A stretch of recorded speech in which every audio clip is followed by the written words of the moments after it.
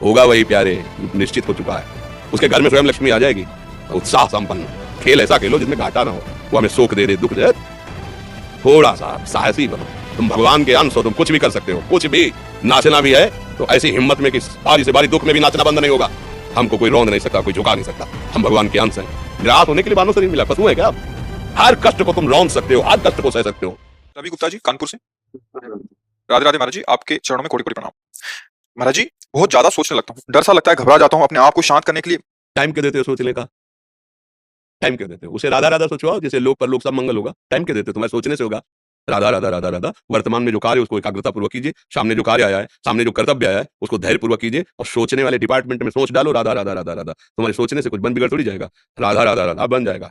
अब बिगड़ भी जाएगा। जो तुम्हें बिगाड़ने वाले उनको बिगाड़ देगा और तुम्हारा बना देगा। फालतू का समय क्यों नष्ट करते हो? मूर्खता है।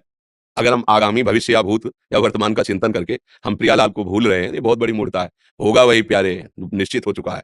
अब उस निश्चय को अगर कोई टाल सकता है, एक महान शक्ति है। राधा राधा राधा राधा राधा।